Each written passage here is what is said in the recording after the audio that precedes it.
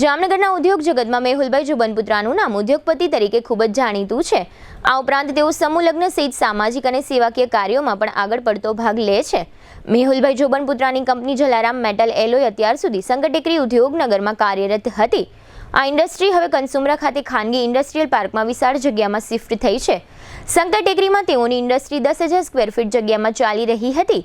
હવે તેઓએ પોતાના બિઝનેસનું વિસ્તરણ કરીને આ મૂળ જગ્યા કરતાં 5 ગણી જગ્યામાં એટલે કે 50,000 સ્ક્વેર ફીટ જગ્યામાં પોતાની ઇન્ડસ્ટ્રીનું સ્થળાંતર કર્યું છે, જેની ખુશી માટે જોબનપુત્રા પરિવાર દ્વારા ગણેશજીની પૂજા અર્ચના સહિત વાસ્તુ શાંતિ યજ્ઞનો પ્રસંગ રાખવામાં આવ્યો હતો, જેમાં મેહુલભાઈ જોબનપુત્રા તથા તેમના ધર્મપત્ની મીરાબેન મુખ્ય યજમાન તરીકે બિરાજ્યા હતા અને આ વાસ્તુવિધિ કર્મકાંડી વિદ્વાન બ્રાહ્મણ દ્વારા શાસ્ત્રોક્ત રીતે યોજવામાં આવી હતી।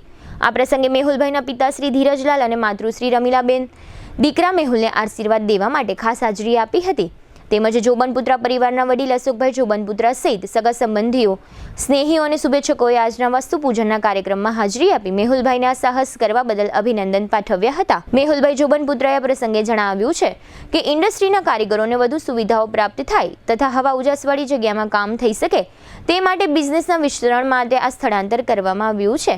આ તકે મેહુલભાઈ જોબનપુત્રાએ આપેલી વિગતો પ્રસ્તુત છે।